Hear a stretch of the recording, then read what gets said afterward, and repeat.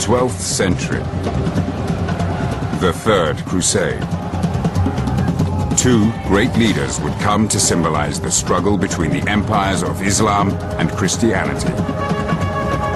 Saladin, the Arab world's greatest champion, and Richard the Lionheart, Christendom's finest warrior.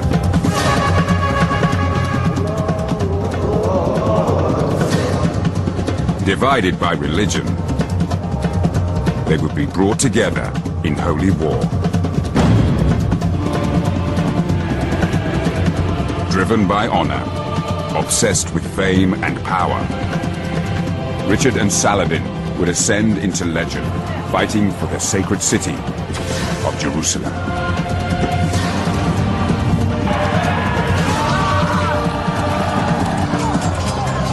Based on the latest research from both Muslim and Christian sources, this is their story.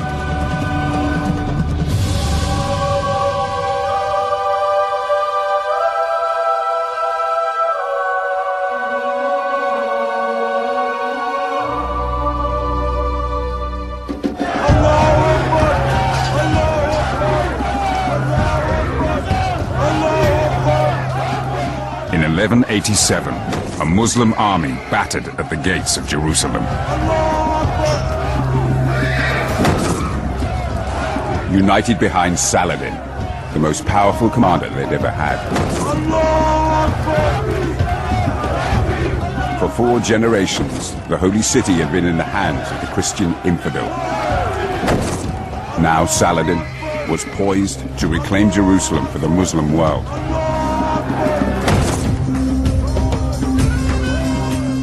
Inside the holy city, the Christian population panicked.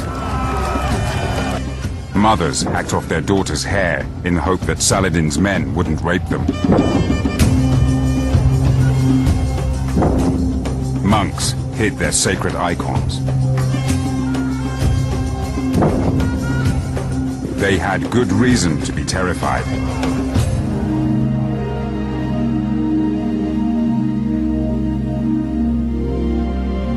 Saladin was driven on by the terrible events of the First Crusade, 88 years earlier. Following an appeal from the Catholic Church, the First Crusaders had ripped Jerusalem from the heart of the Islamic world, slaughtering every living thing in the name of their Christian God. The First Crusader invasion of Jerusalem was horrific. A lot of blood was shed for no reason. The amount of bloodshed was not based on military needs, but rather to create terror.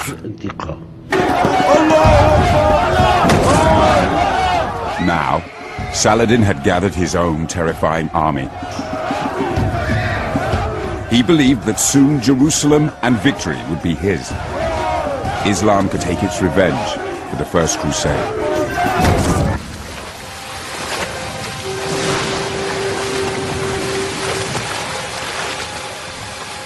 But Saladin knew very little of the remote corner of the world that had spawned the Crusaders. Europe.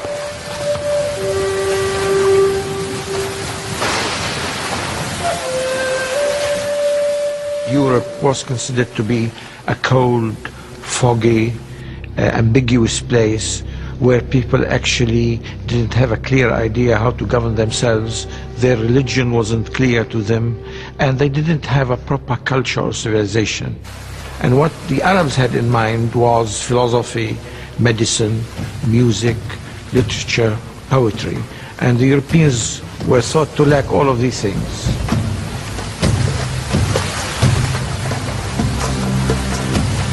Contrary to Arab belief, Western society was increasingly sophisticated and strong.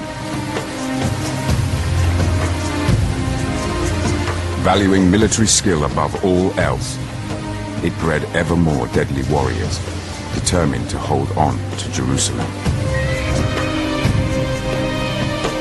The man who would one day be Saladin's nemesis was one of Europe's most proud, feared, and powerful princes, Richard of England. Richard's heroic deeds would one day earn him the title Lionheart.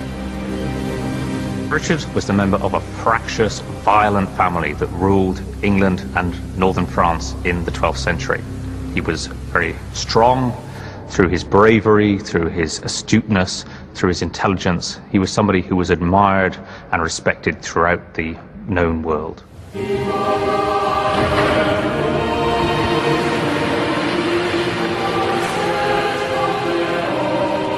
A devout Catholic, Richard came from an intensely religious society, obsessed with Jerusalem. The Holy City was thousands of miles away, but it was the epicenter of his faith. Here, Jesus Christ had lived and died. Since the First Crusade, generations of knights had fought to keep it in Christian hands. It was a deeply felt belief within Christian society at this time that if the land on which Christ had walked, if the city in which he was buried was not in Christian hands, that was an affront to their God, that their God would feel that they had let him down. Also, if Jerusalem was in the hands of men of another faith, the pilgrim route to Jerusalem might be barred for generations unless you controlled that route and the holy city itself.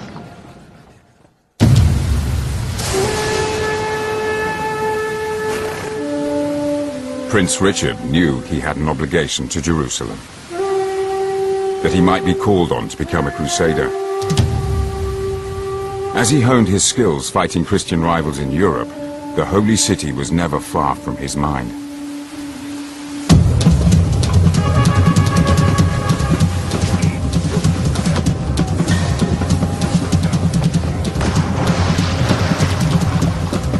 Jerusalem was in Richard's blood. His great-grandfather had been king of the Holy City. His father, the King of England, sent huge sums of money to the Holy Land. Even his mother had been on crusade.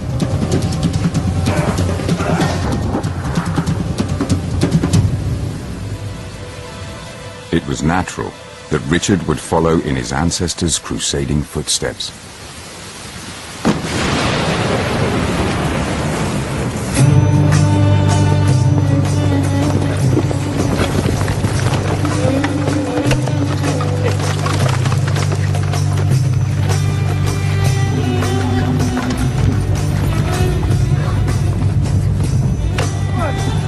While Richard was still a child, Saladin was a young man in his 20s.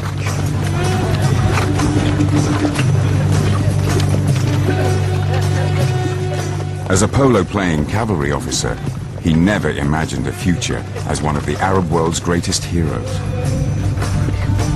He wasn't even an Arab. We know that he was born in 1137 in Tikrit, the birthplace of Saddam Hussein. His family were Kurds. He was, to some extent anyway, an ethnic outsider in the lands where he became so powerful.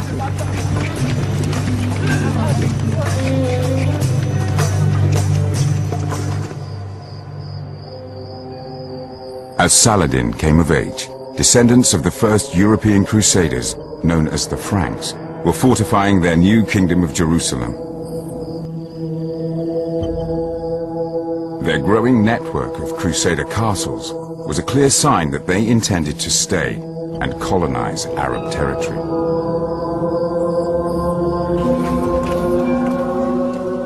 But the Arab world did nothing. It was paralyzed by internal conflicts.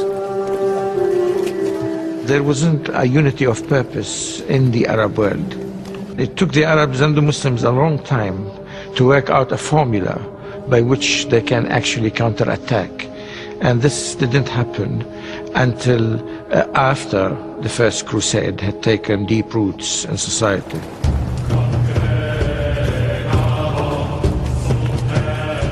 As a young man, Saladin was under the command of his warrior uncle, Shirkuh, in Egypt. In time, Saladin would unite the feuding factions of the Arab world and take on the Crusaders. But like Richard, he began his rise to power, fighting his neighbors.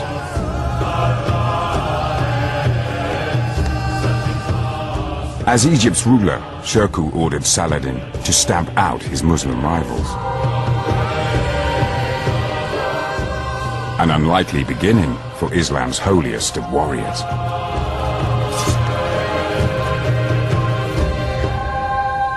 But a twist of fate would change his life forever.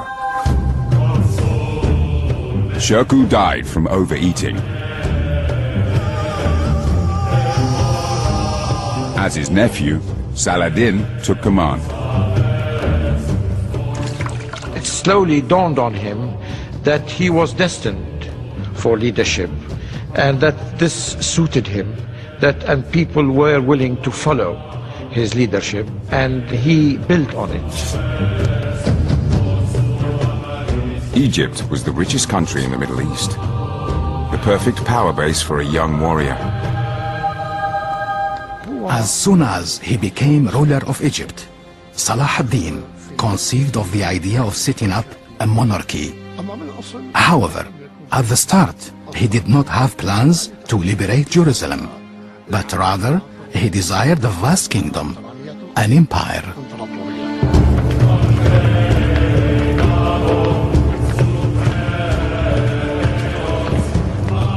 Saladin spent the next decade attacking his Muslim neighbors.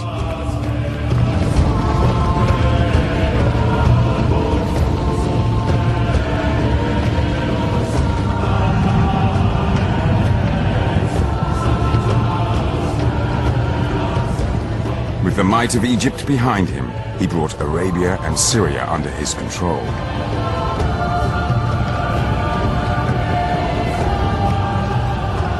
Only a small enclave was left untouched.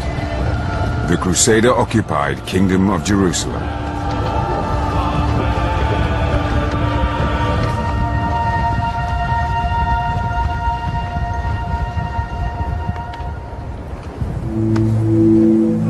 After many years of fighting, Saladin was the most powerful man in the Middle East. But now approaching 50, he was criticized by Muslim holy men. A number of clerics and religious scholars started criticizing him and asked, "For how long will you keep fighting for power?" People were asking him to stop the bloodshed of Muslims. They said, "Enough is enough."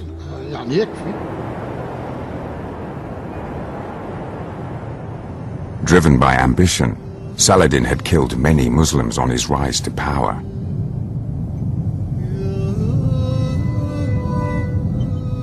Now he searched for a way to atone and show he was also a pious man.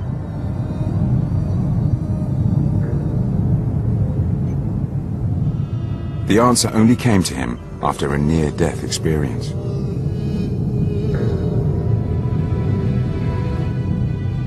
In the spring of 1185, he fell gravely ill.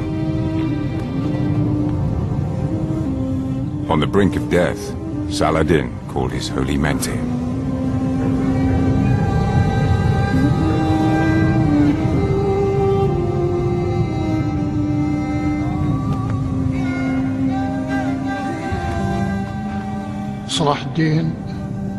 Salah ad-Din lived in a religious atmosphere. He believed in the mystical power of holy men and supernatural actions or miracles.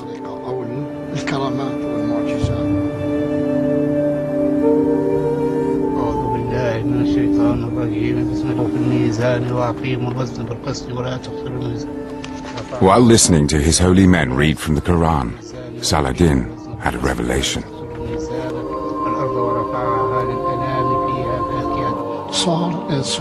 He became obsessed with the idea of liberating Jerusalem, and that such a task would bring him forgiveness of his sins and God's rewards.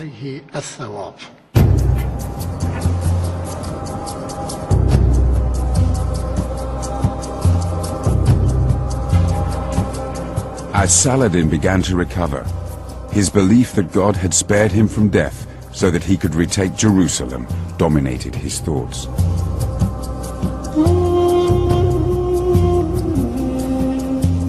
He started to realize how he could both do God's will and unite the Arab world under his leadership. He would use the power of religion to create an indignant rage in the people of Islam. He would call for a jihad, a righteous struggle in which all good Muslims were obliged to rid the occupied territory of the infidels.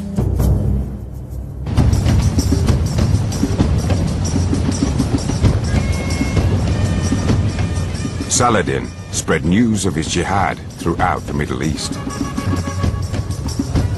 His scribes wrote of a new holy war. Saladin wanted to remind everyone of the importance of Jerusalem to the Muslims.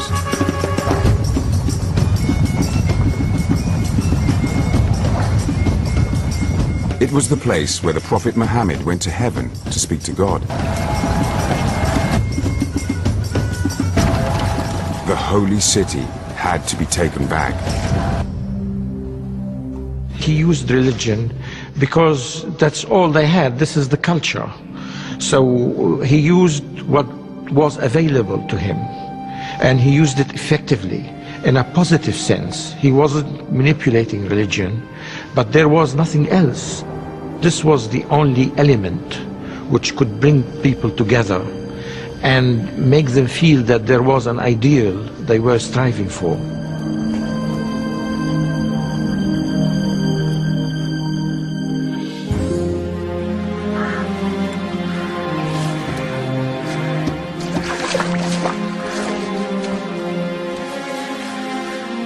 Crusaders returning from the Holy Land brought news of Saladin's rise to power and the precarious position of the Franks in Jerusalem. But Richard and Christendom's other European leaders were preoccupied fighting each other. They felt they could spare no men to intervene in the Holy Land.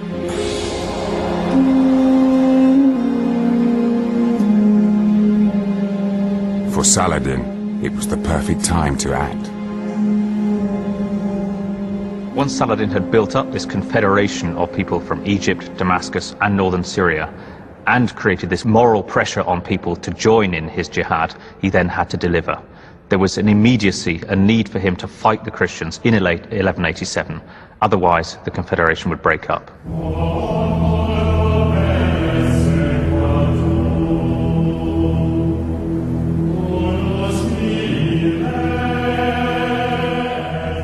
Inside the holy city of Jerusalem, the occupying Franks feared the united Islamic forces. They'd written to the Pope and kings in Europe, begging for help, but received no response. Now, in the summer of 1187, they took the terrifying decision to fight Saladin alone.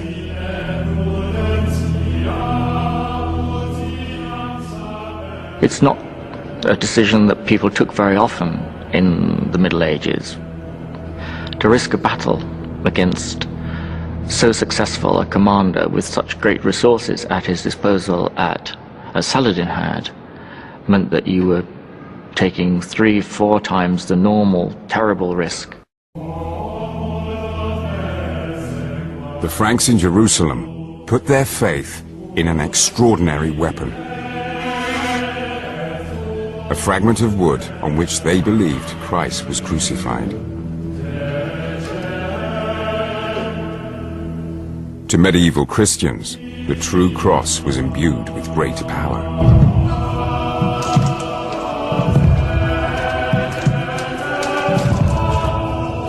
They had taken it into battle more than 20 times and won.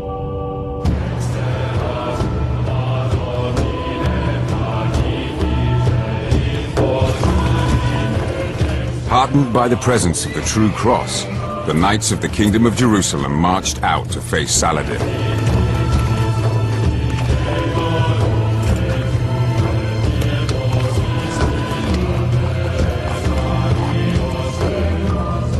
This was exactly what Saladin had hoped for.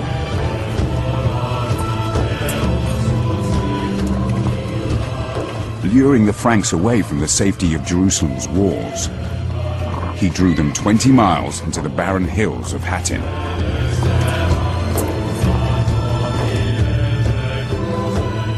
Here, he had poisoned the few sources of fresh water. Saladin had them trapped. Now, at Hattin, he would confirm his authority amongst the other Arab leaders by unleashing his great Islamic army on the Franks.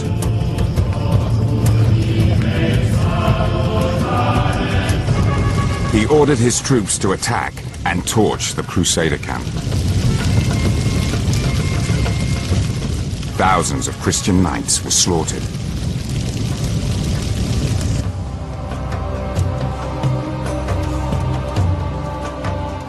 At Hattin, Saladin destroyed the bulk of the Franks' army. The true cross was also his.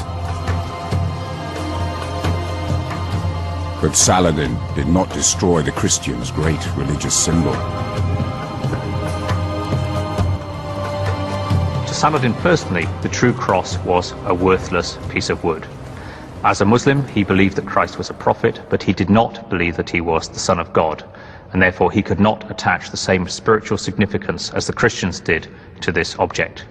Saladin was aware, however, that the Christians were highly, highly attached to the true cross, and if he was going to surrender it, he would want something very, very worthwhile in return. The true cross might prove useful to Saladin, but the jihad was not yet over. Jerusalem was still in Christian hands.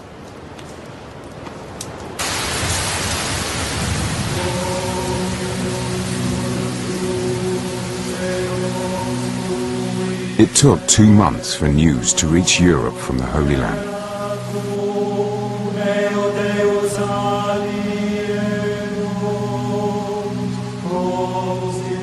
Word of Saladin's victory at Hattin brought an increasing sense of unease to Richard of England. He knew the road to Jerusalem would now be wide open for Saladin. The holy city could fall, and he would not know about it until it was too late. Richard's worst nightmare was about to come true.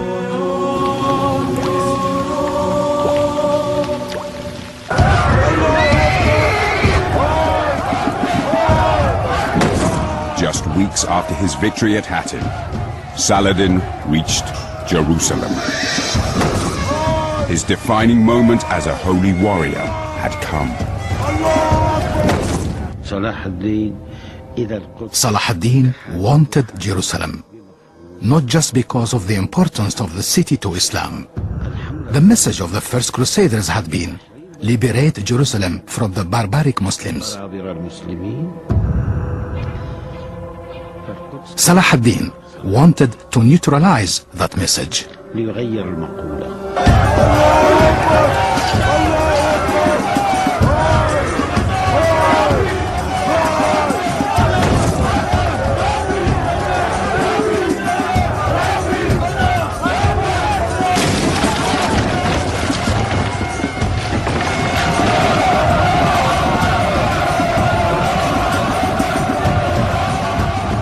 Jerusalem was at Saladin's mercy.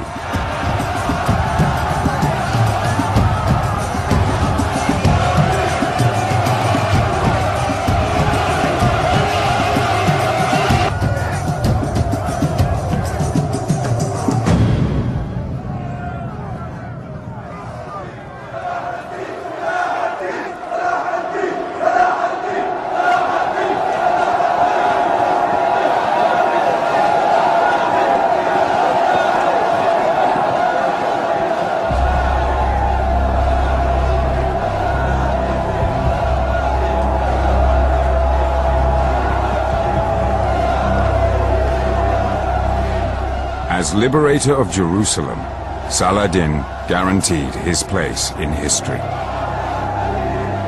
But it was his treatment of the Christian population that would make him a legend.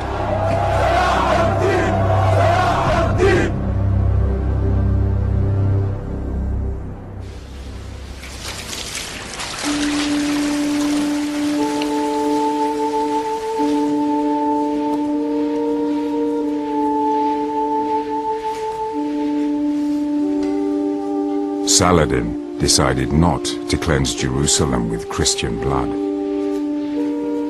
He preferred rose water.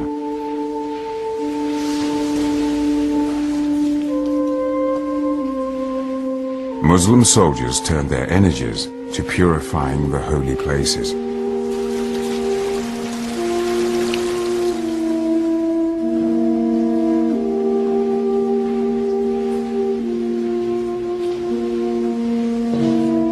On Saladin's orders, the Christian descendants of the First Crusaders were allowed to live. Saladin softened the sharp calls for revenge. After capturing the city, he said, nobody will be killed. He banned the killing. Saladin aimed to show that Islam was militarily and morally superior to the Christian faith.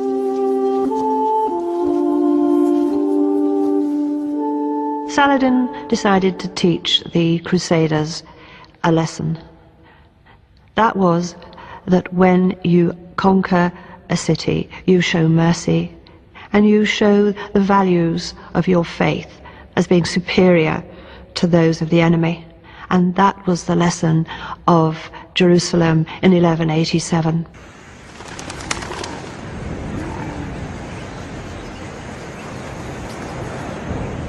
For the first time in 88 years, Muslims could pray in Jerusalem.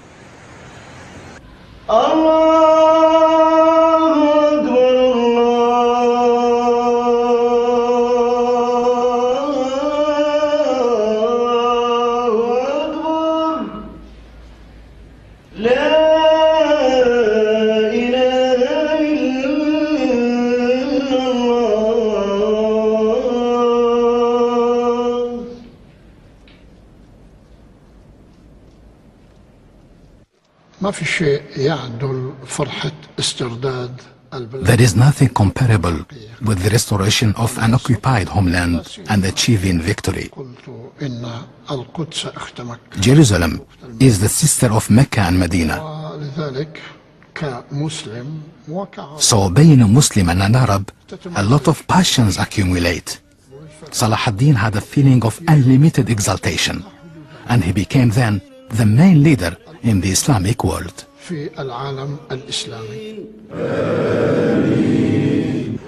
Saladin had achieved his goal. The Middle East was finally united under his leadership, and he would be forever known as Islam's greatest holy warrior. But he did not anticipate the storm that would be unleashed when Richard of England heard the holy city was back in Muslim hands. The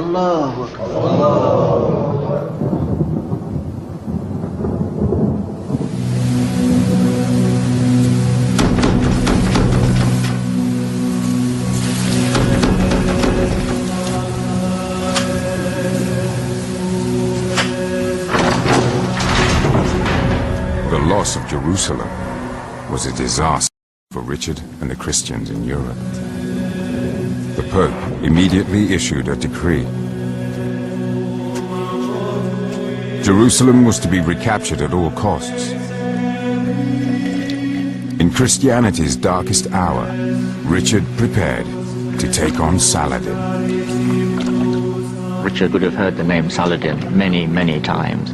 He would have known of Saladin's huge success as the leader of the Muslim world. The opportunity to match himself against someone so famous was an opportunity not to be missed.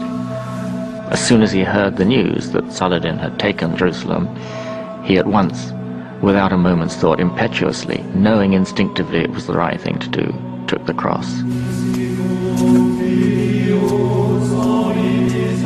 Richard received a fabric cross that all crusaders pledged to wear until Jerusalem was back in Christian hands.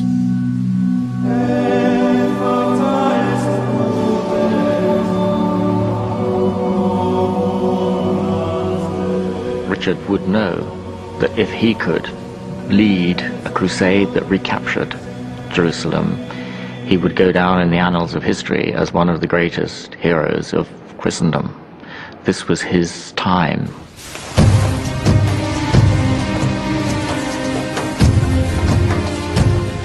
When Richard, the greatest knight in Europe, became a crusader, thousands followed his example.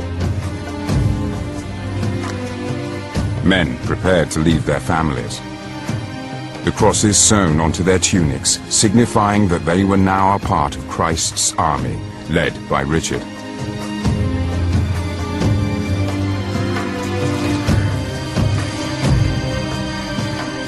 Men who had never left their villages would travel 2,000 miles to join him in the fight for Jerusalem.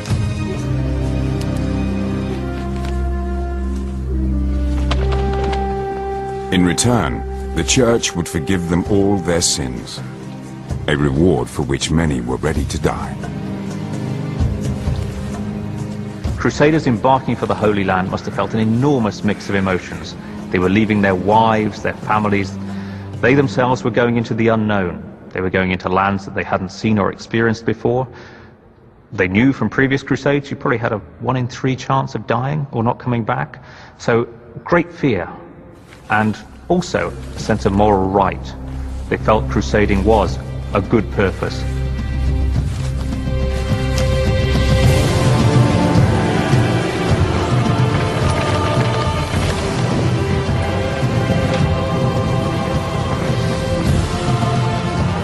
In the summer of 1190, Richard, now King of England, set sail for the Holy Land.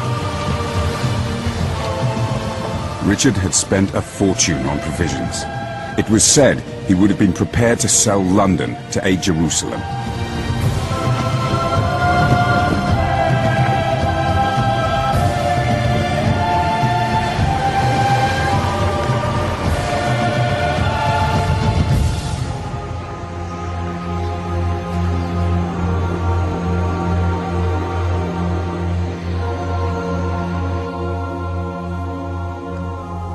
In Jerusalem, Saladin realized instead of stopping the Holy War, his actions had inflamed it.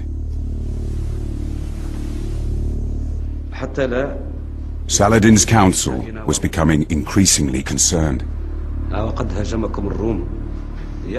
They knew that Richard's army was sailing to join Franks released from Jerusalem, who had regrouped 100 miles north and were now besieging the Muslim port of Acre.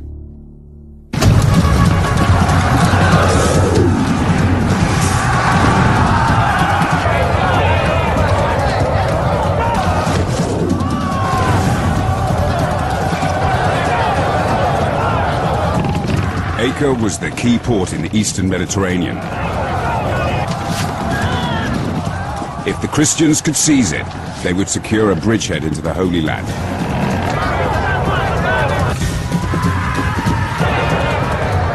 But if Saladin could break the siege, he could force the invaders back into the sea.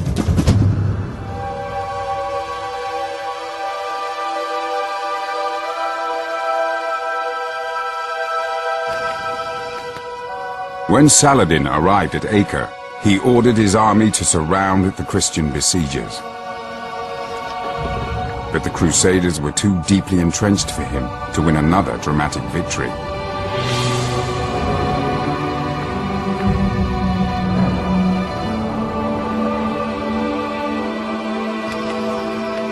The siege was a stalemate.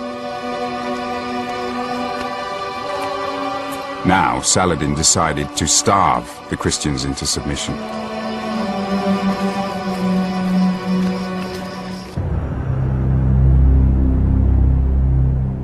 In the Crusader camp around Acre, food was so scarce, mounted knights were forced to eat grass. They had already eaten their horses. Hunger, malnutrition, and disease killed thousands and made some desperate men desert the crusade. A few even converted to Islam and went over to Saladin. The Crusaders' tenuous hold on Acre was slipping away.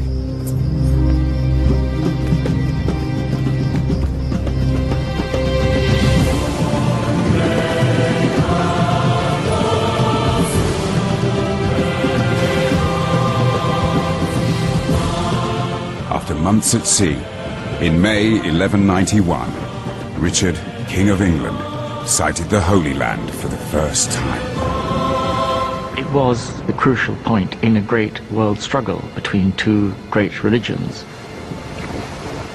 As Richard sails to it, we get a description of him looking at the tents, seeing where Saladin's lines are, assessing the strength of the walls, already the soldier, planning what he will do next. He approached Acre not as a pilgrim, but as a commander.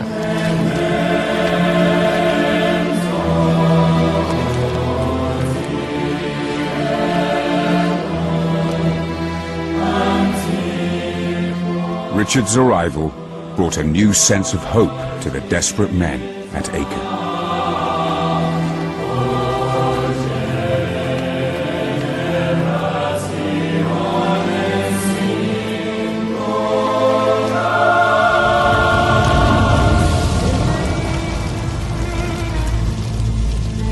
The starving crusaders lit fires in honor of their new leader.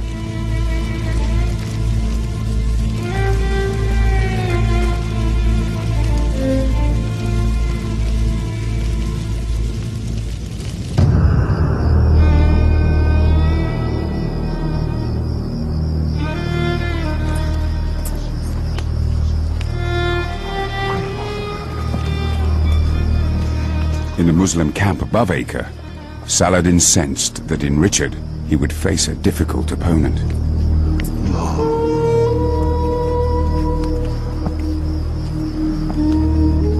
The King of England's reputation as a formidable warrior preceded him.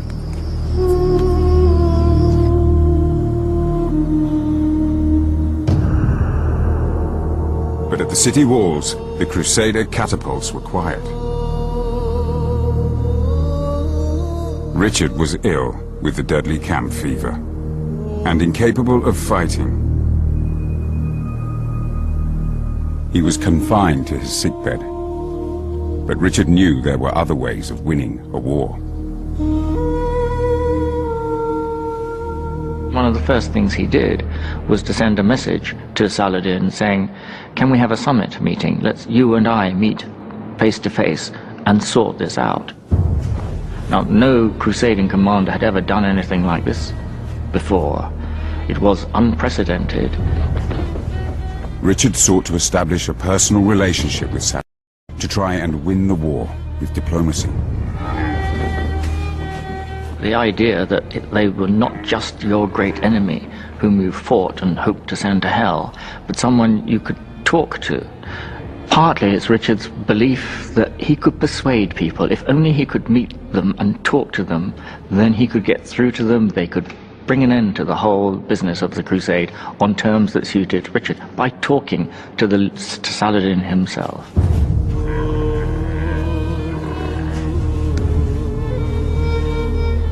But Saladin would not be so easily seduced. Believing he had the advantage, and considering it dishonorable to meet someone he intended to kill, Saladin politely declined to meet Richard. I think Richard was taken aback when Saladin refused to meet him. He thought he was a persuasive character, but this didn't apparently cut ice with Saladin, in the sense that he first of all didn't trust Richard. He thought he would never keep his word. Second, he thought there was no possibility of reaching a peace treaty with Richard.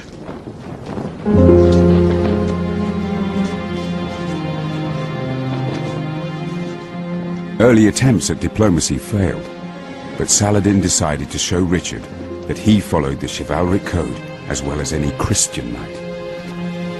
He sent the ailing King of England a gift.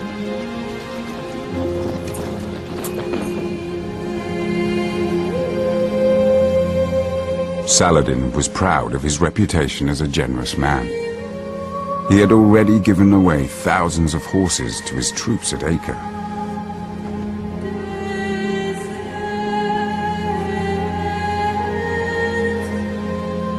To Richard, he sent fruit for his illness.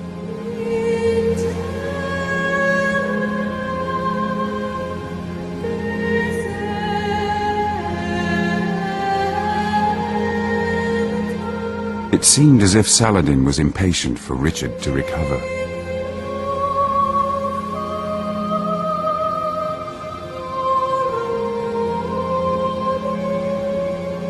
Soon, Richard was well again,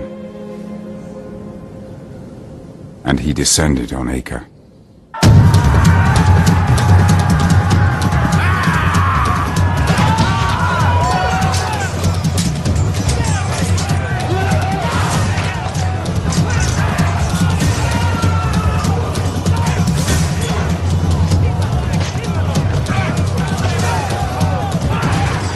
In Richard, the Muslim defenders faced a new kind of leader who fought from the front, risking his life alongside his troops. He seemed unstoppable.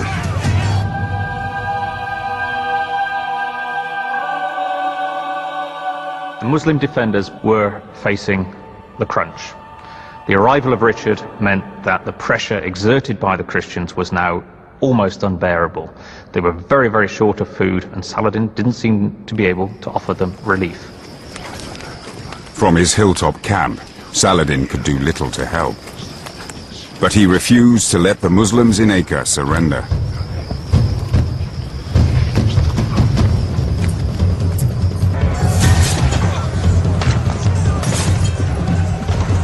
Richard's onslaught continued.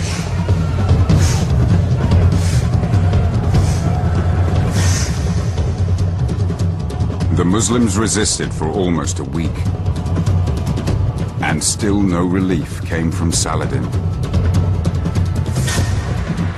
It seemed like the people of Acre were being left to die.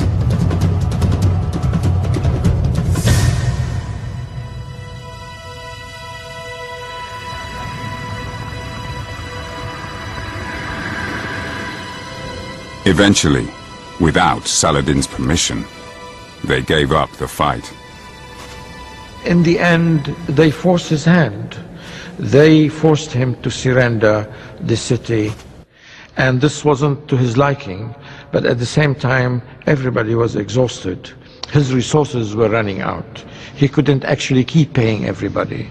And he was forced to surrender Acre, at the same time regret the fact that he had to do so. Saladin had enjoyed decades of loyalty and success.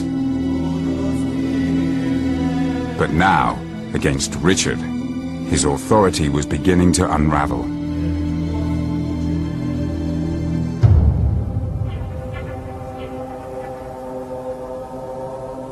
Christianity's new holy warrior had brought his own brand of hell to the Orient.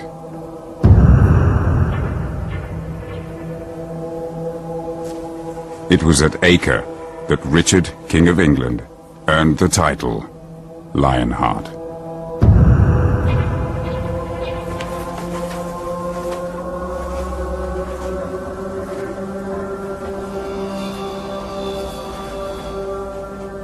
Victory at the Siege of Acre was a great breakthrough for Richard. It meant that the Christians had been blessed by God. How else could they explain their victory? It also, in strategic terms, he knew would be a big step forward. It would help to break the power of Saladin, it would help open the way to the holy city of Jerusalem.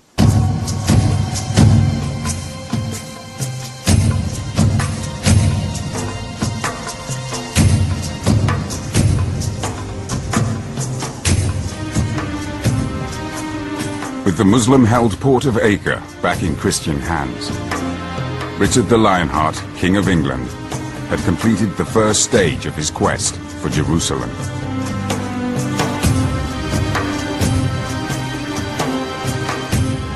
He thanked God for his recent victory. But now, instead of marching on the holy city, he found himself guarding 3,000 Muslim prisoners in Acre's dungeons, taken hostage after the battle. He sent envoys to Saladin's camp to negotiate for their release.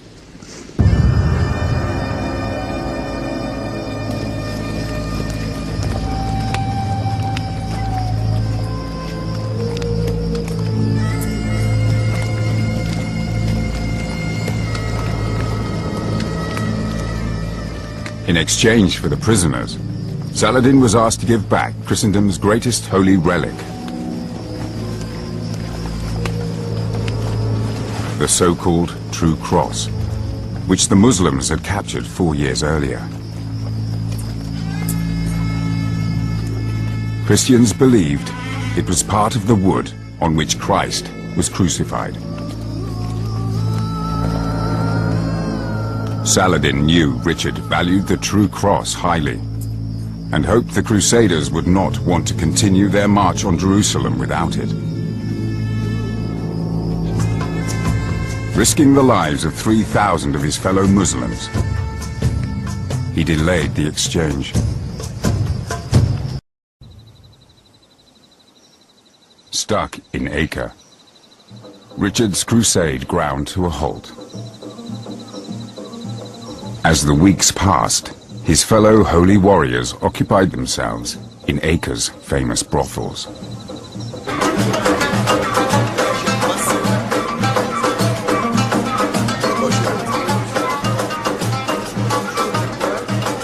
Crusaders from across Europe had vowed to fight for Jerusalem and the True Cross, and act piously in the land of Christ.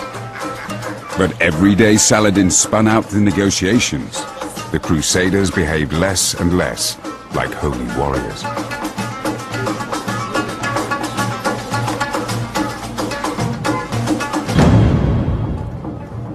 In the dungeons below, the Muslim prisoners could not understand why Saladin continued to delay.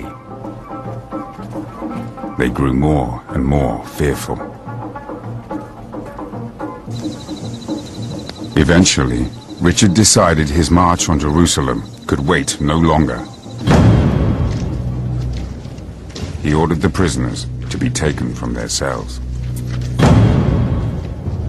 They couldn't just stay at Acre, as month succeeded month, waiting, perhaps, endlessly.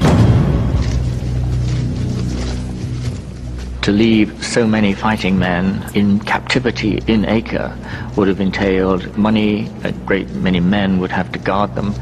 This, he calculated, was a cost that he could not bear. In the end, he has them slaughtered.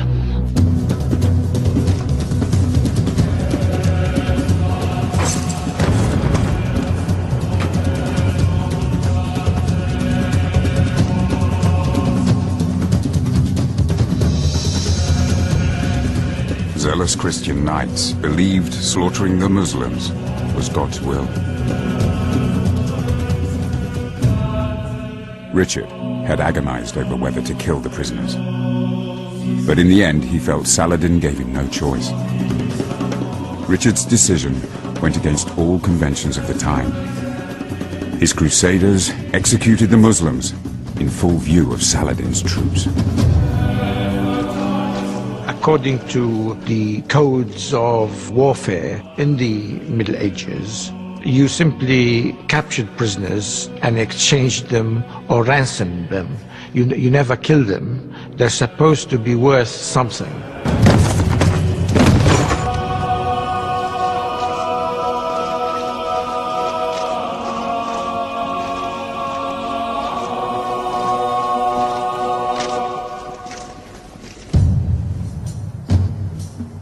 With the prisoners out of his way, Richard was free to continue his crusade to Jerusalem. And with his new reputation for brutality, other Arab cities would now think twice before opposing him. Saladin was furious.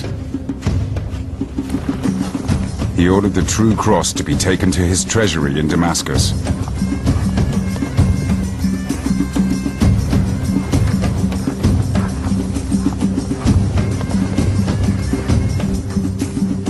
The relic was lost to Christendom forever.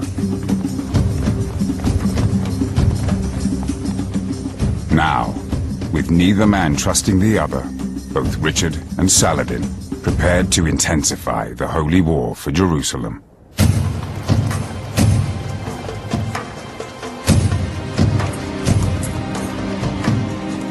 In the autumn of 1191, Richard began his march towards the Holy City.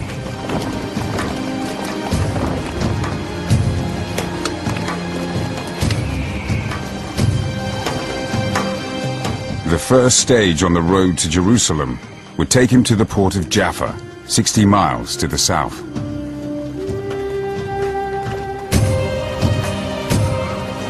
Richard knew he would need to march through Saladin's territory to reach Jaffa, but the port was key to his crusade.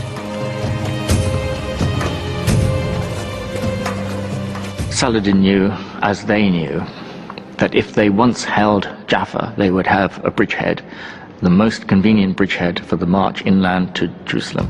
Saladin was determined, if at all possible, to stop them taking Jaffa. Saladin's army shadowed Richard's march. His cavalry harassed the Crusader lines.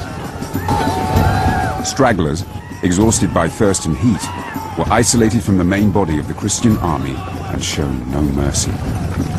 Slaughtered in revenge for the massacre at Acre.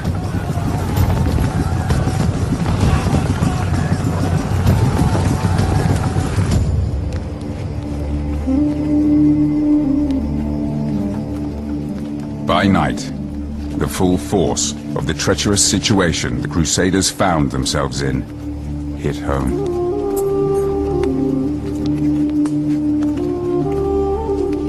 Men took strength from prayer and the proximity of their ultimate goal, Jerusalem. Richard knew he risked everything, exposing almost all the Crusader forces to the perilous march. Tarantulas emerged at night to bite the Crusaders.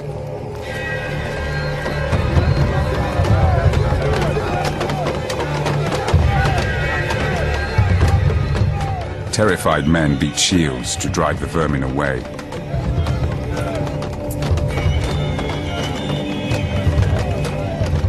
In the minds of the Crusaders, this endurance test, if you like, was something sent by God. Churchmen would explain setbacks and hardship in those terms. God really does want you to succeed, but to make sure, you've got to prove it. You've got to undergo these ordeals and come through them.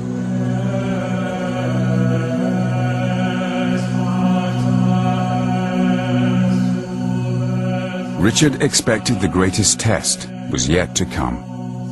An all-out attack by Saladin.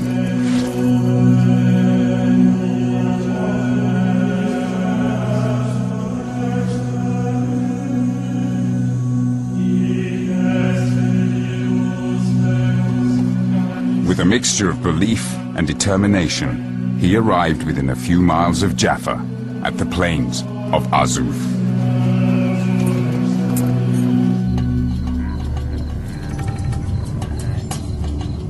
At Arsuf, Saladin intended to stop Richard with an all-out attack. Saladin risked a full-scale battle to stop this steady march southwards. The Crusaders were determined to get to Jaffa. There was a head-on conflict between the two great armies. As Saladin's lines advanced, Richard commanded his Crusaders to hold formation.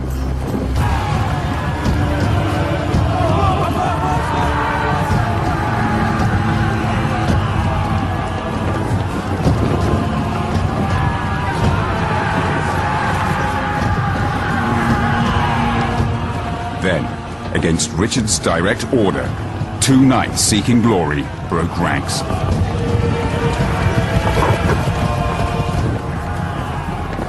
Richard saw this. He was horrified. It was the last thing he wanted. It was vital that the Christians maintain formation. Yet, he reacted to it. He saw that if this charge took place, the Christian force would be fragmented. He needed to keep his men together. And immediately he said, right, okay, if they've gone, we'll all go. And he ordered a general charge.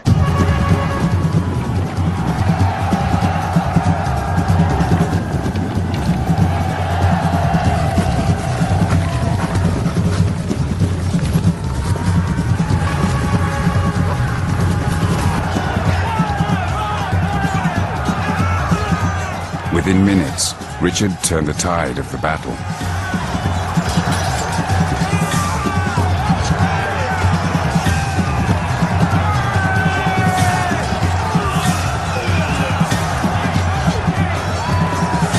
To the Muslims, the King of England seemed to possess superhuman power. Comes across to Saladin and his contemporaries as an extraordinary monarch. He's described as an extremely courageous and clever warrior. The Muslim army fled in confusion from Richard's ferocious attack.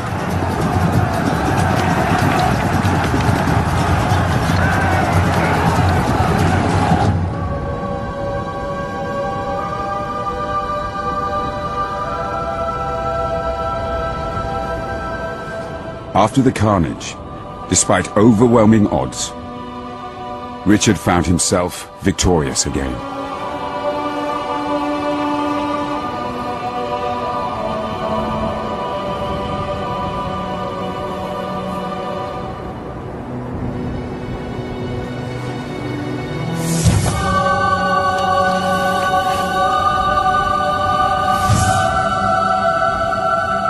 By taking the city of Acre, the city which had dominated, as it were, world news for the last 2 years, and then winning the Battle of Arsuf, Richard had, within a short space of time, destroyed the reputation that Saladin had built up over several decades of being an unstoppable, successful politician and soldier. With Saladin now defeated, Richard entered Jaffa unopposed.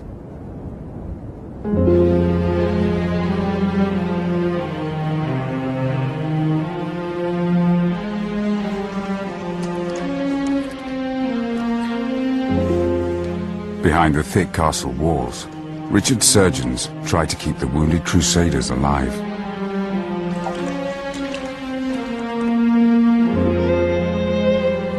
Many of these exhausted men would now be expected to march inland to Jerusalem.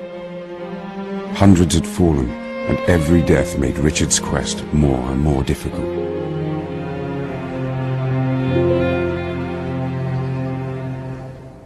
Any major victory by the Crusaders, such as the one at Arsuf, shouldn't blind us to the reality of their very precarious existence at all times in the Holy Land. Because, after all, they were a minority. They always were a minority.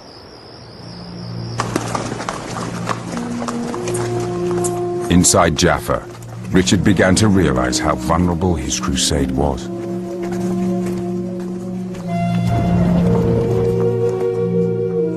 Instead of marching swiftly on Jerusalem, as his followers urged, he once again decided to attempt secret negotiations with Saladin. Trying to capture Jerusalem simply by military means is phenomenally dangerous. It will be much better if Saladin can be persuaded by diplomatic means, by negotiation, to allow Jerusalem to be handed back to the Christians.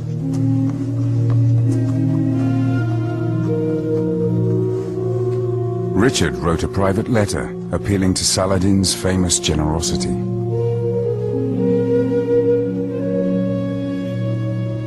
The Muslims and the Crusaders are bleeding to death. The country is utterly ruined. Lives have been sacrificed on both sides. The time has come to stop this. Jerusalem is for us an object of worship. It must be consigned to us.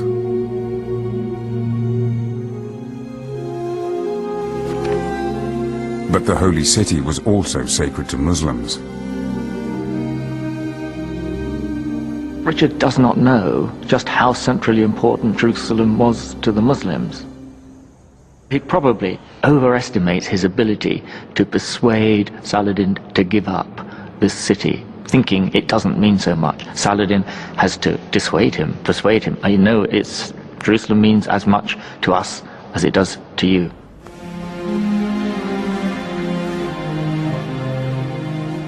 Saladin sent his brother Al-Adil with his response to Richard's request.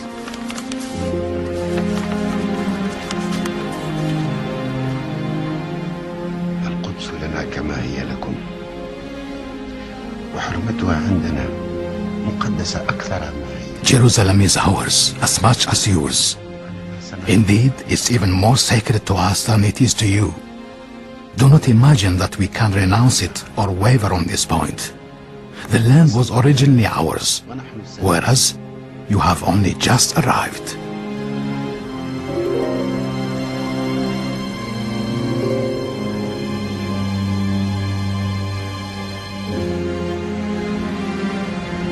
Jerusalem was a sacred Islamic site, where the Prophet Muhammad ascended to heaven. Saladin would never give it up. His status in the Arab world depended on retaining it. But he was completely unprepared for what happened next.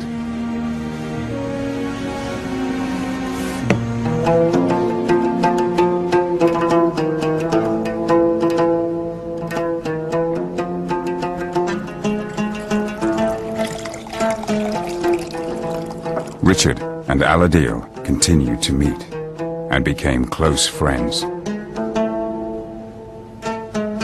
They discovered they had a great deal in common.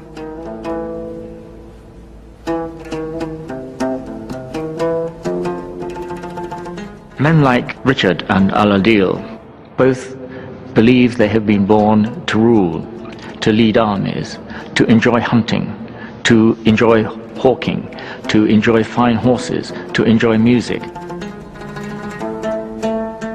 They have so much in common that once they get talking, it's not surprising they appreciate each other's qualities.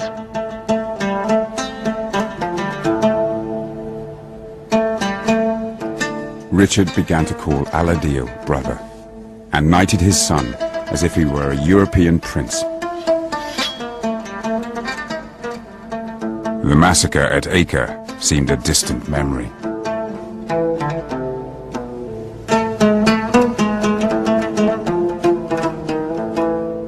Once he has met with Saladin's brother Al-Adil, he felt these were not merely stereotypical nightmare figures of some horrible, hideous alien people. And from that moment on, the rest of the crusade, there is nothing remotely approaching the slaughter of the garrison of Acre.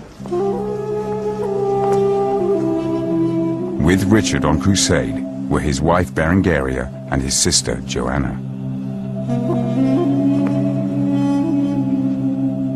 His sister would be an essential part in his new diplomatic thrust for the Holy City.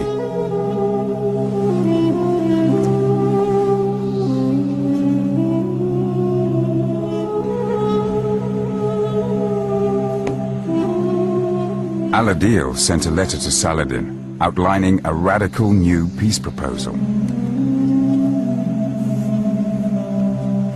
The King of England suggested Al-Adil should marry Richard's sister Joanna and jointly share the Kingdom of Jerusalem.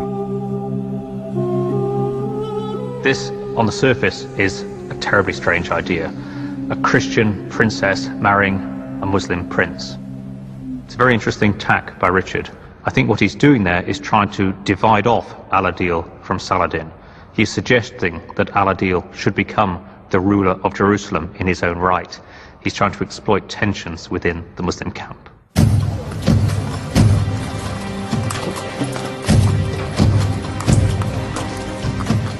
Richard the Lionheart was happy to negotiate with Al-Adil, but he neglected to consult Joanna.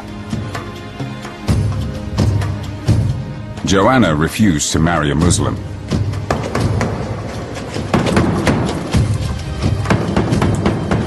And Al-Adil refused to convert to Christianity. The wedding was off.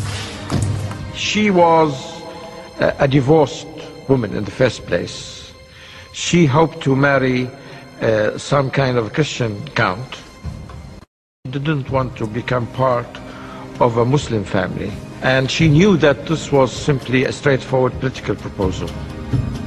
When Richard's secret dealings with the Muslims were revealed, his fellow crusaders were scathing.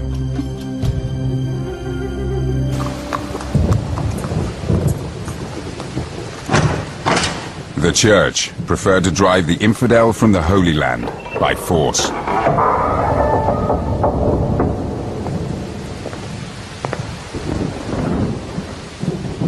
Richard had little choice but to heed the demands of his increasingly impatient army. Reluctantly, he prepared to face the dangers of the treacherous winter road to Jerusalem.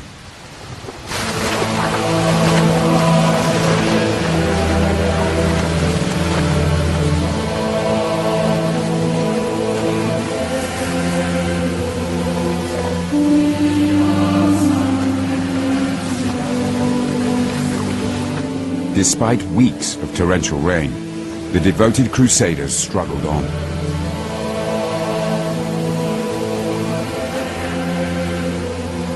But the nearer Richard got to his goal, the more worried he became.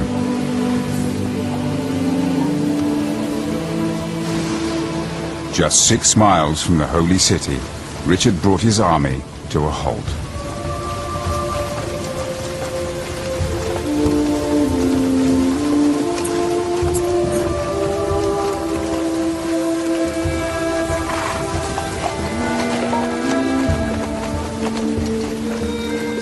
He held council with a group of local knights who had made the Holy Land their home and were concerned about the long-term future of the Crusader kingdom of Jerusalem.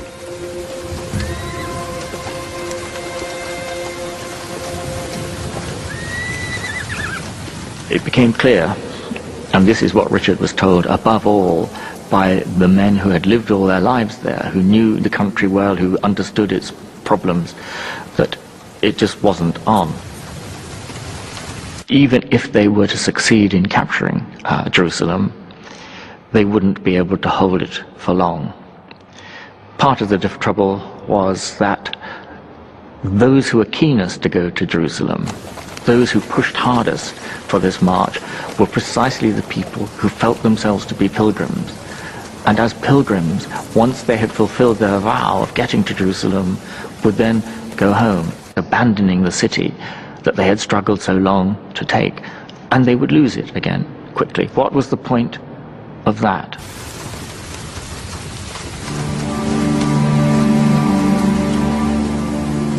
Richard could see no point in pressing home the attack, only to lose Jerusalem a few months later.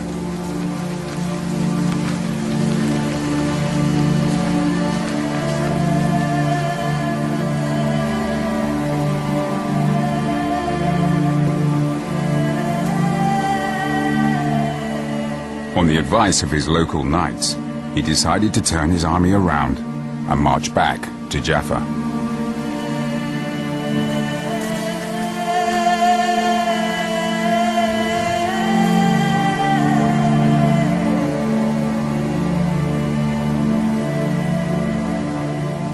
The idea of not going to Jerusalem provokes outrage and uproar in the Crusader army.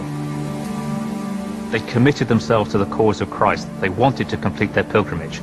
And here was their leader, their esteemed leader, telling them that it wasn't possible. They couldn't understand it. They felt, some of them felt very betrayed, some of them felt almost that Richard was being a coward. But the reality was, their leaders said they had to turn around and go back.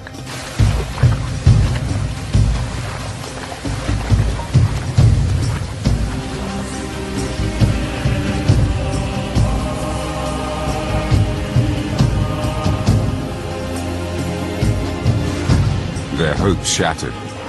Many pilgrims died of exposure.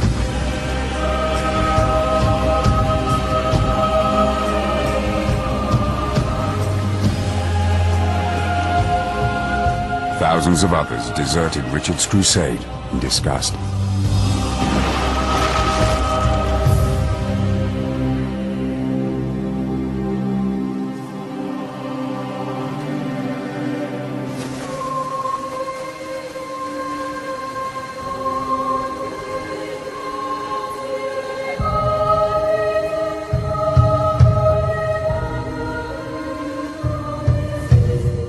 In Jerusalem, Saladin gained little political capital from Richard's retreat.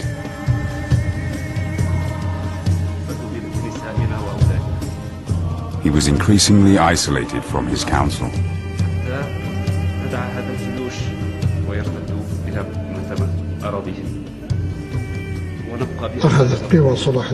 Salah ad-Din's power started declining. He had reports that it was becoming impossible to find soldiers or supplies. He also received the news from Damascus stating that even if trees of the fertile oasis were cut, there was no more timber to make weapons like arrows and catapults.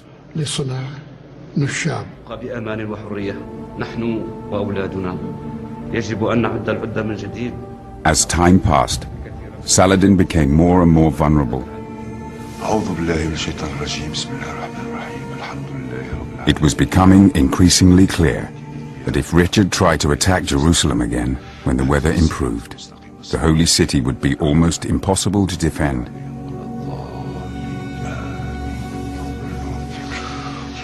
It seemed only a matter of time.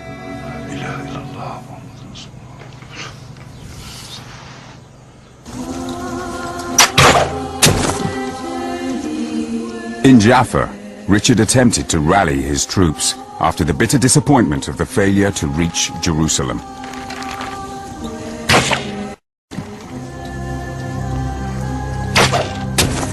Then he received some devastating news from England. His brother, Prince John, was attempting to seize power from Richard in his absence. Richard was urged to stop the crusade and return to England to fight for his crown.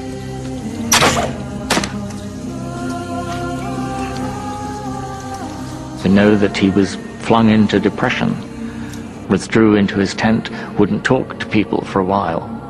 Must have been a very difficult decision to have to take. If I stay here, I may not be able to take Jerusalem. And if I stay here trying to do the impossible, maybe I will lose my kingdom back home. If I give up Jerusalem and head straight back to counter my treacherous little brother John, it may be that I shall get there too late and he will have taken over anyway. And I shall have abandoned Jerusalem. What does anyone do in that situation? Either way, probably you're going to get it wrong. The hopes of thousands of crusaders rested on Richard's decision. All were desperate to receive the divine salvation the holy city offered.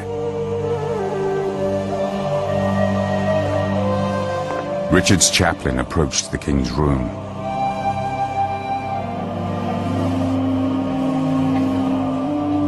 In a desperate plea, he attempted to shame Richard into making the decision they all yearned for. Pray consider deeply in your heart how God has honored and magnified you with countless triumphs and successes. If you desert Jerusalem, it will be the same as if you left it to be destroyed by its enemies.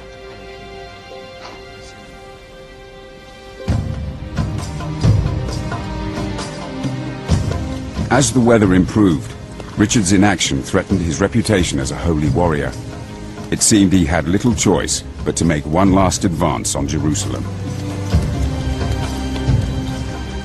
He had to risk it, even though he must have known it was probably impossible. But not to try it when the moment came would have been a moral cowardice which he did not think he was capable. As Richard's army approached Jerusalem for the second time, Saladin met with his council of emirs. This time, they felt certain Richard would crush them.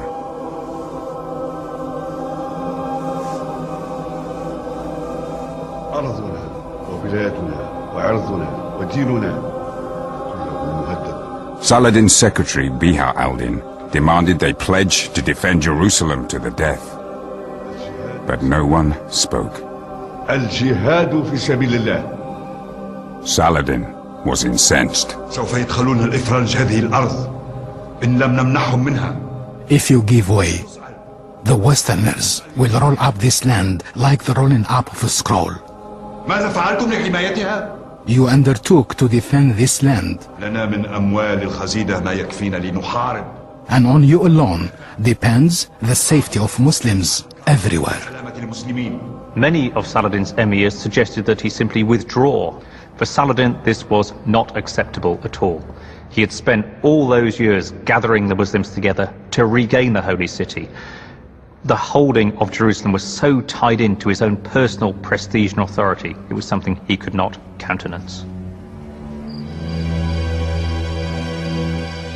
In the hills outside Jerusalem, Richard made his camp.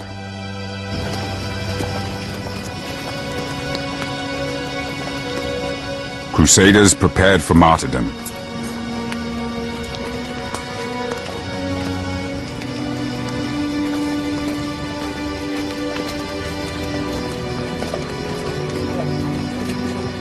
The sick and wounded arrived in the hope of being healed by the Holy City.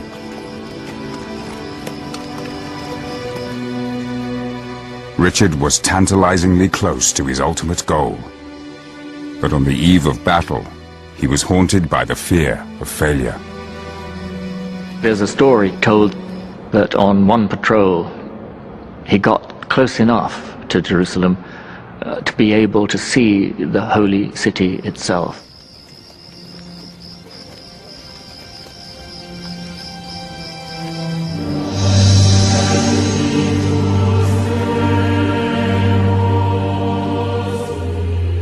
Beholding Jerusalem only added to Richard's dilemma.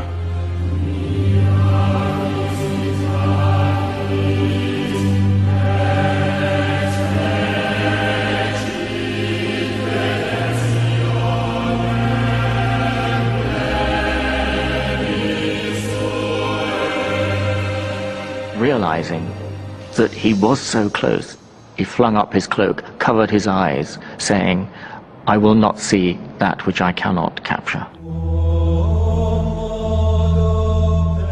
Just as before, the closer Richard got to taking Jerusalem, the greater his doubts became about holding the city.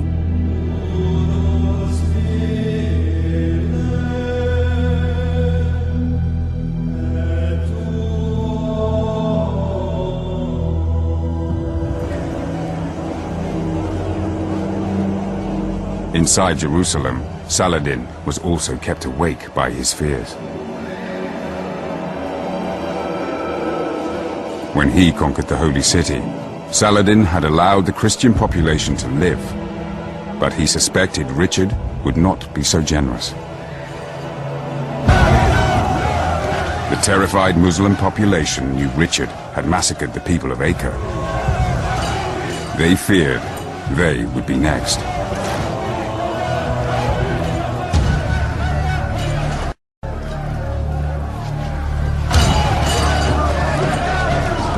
They prepared to defend their holy city with everything they had.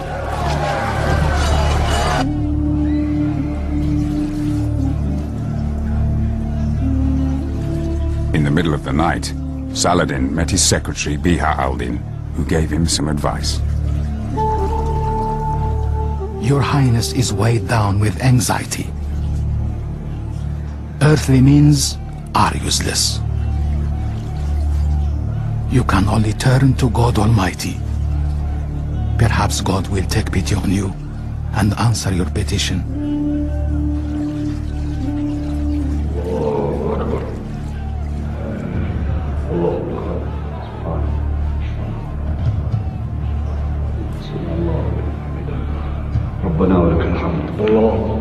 Saladin and the whole of Jerusalem braced themselves for Richard's onslaught. But it did not come.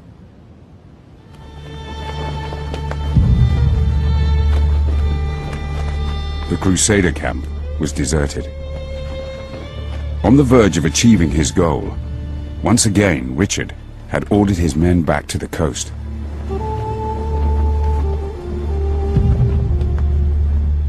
To Saladin, it looked like Richard had given up on his crusade.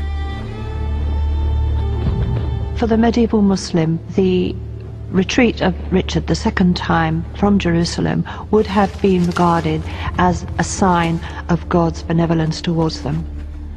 They would not have seen it in personal terms. Richard is chickening out. This was God's favor towards them returning.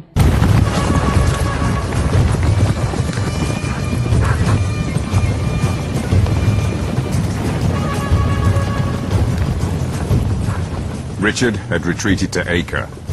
Now Saladin seized the initiative and descended on Jaffa.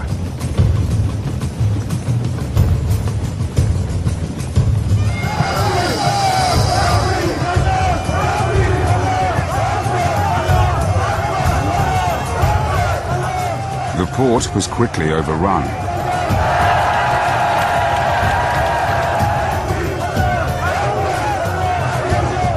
Like his conquest of Jerusalem, Saladin tried to stop the looting and sacking of the city. But his troops had begun to resent his generosity to the Christians, and many ignored his command.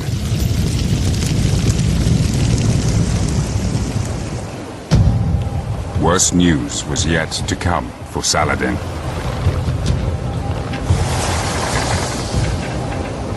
Richard may have forsaken Jerusalem, but when he heard Jaffa was threatened, he raced with only a handful of men to save the port.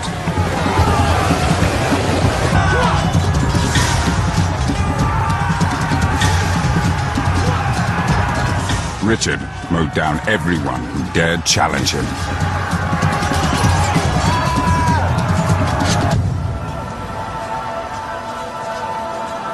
Saladin commanded his men to keep fighting, but his orders carried no weight. His top-ranking officer said to him, "Let your bastards who prevented us from looting go and fight him."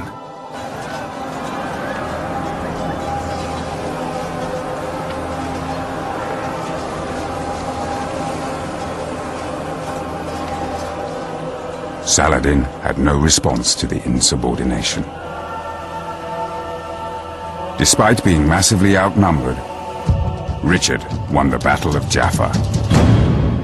It's in that moment, I think, that you see Richard's reputation as a legendary warrior working even in his own lifetime, working on the minds of his enemies, people against whom he's been fighting for the last 15 months. The great encounter at Jaffa becomes a miracle sent by God to allow our great Christian hero, Richard, to hold on to at least one of the successes of the crusade.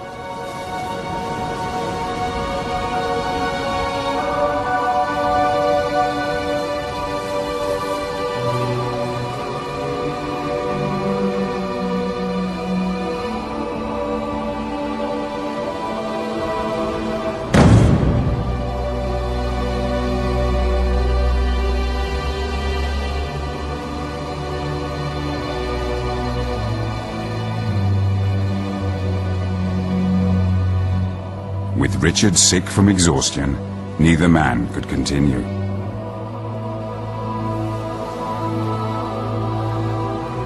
A face-saving truce was all that was left.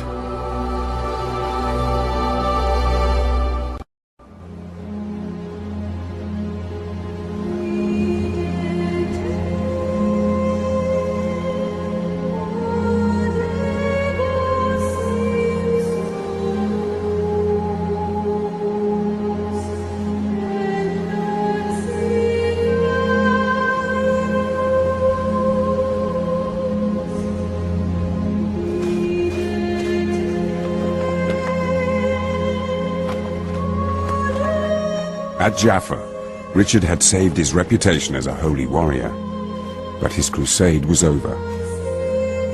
The ultimate prize, Jerusalem, would never be his. Under the treaty, Richard kept control of Jaffa and Acre and a stretch of the coast, but the holy city and everywhere else remained in Saladin's hands.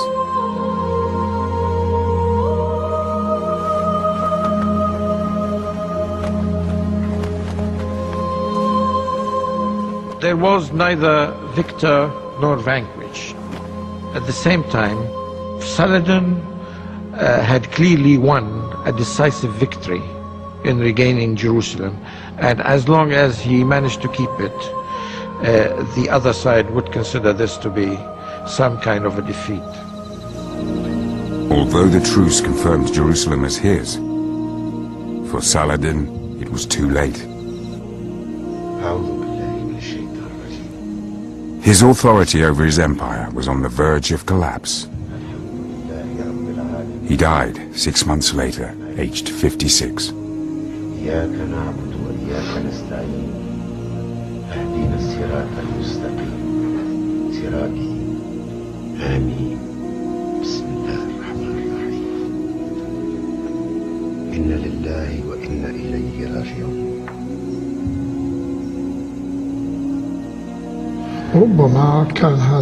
The treaty might have contributed to his death. He could not tolerate what had happened. In many cases, when a hero collapses, then either he commits suicide or he dies under the stress of what he's been through. Richard left the Holy Land in 1192. He had marched on Jerusalem twice and failed. Thwarted by his own caution, as much as by Saladin.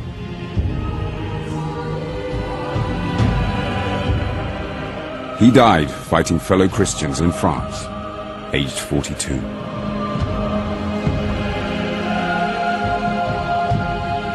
Even though Richard did not manage to recapture Jerusalem for the Christians, his reputation was made. On the international stage, he had fought with honor, with glory, and with a large amount of success. Everybody recognized that. The Christian world, the Muslim world. His status moved to a new level. He became the standard which kings and warriors should aspire to. Richard and Saladin gave everything for love of Jerusalem. Even in Europe, Saladin gained a glowing reputation.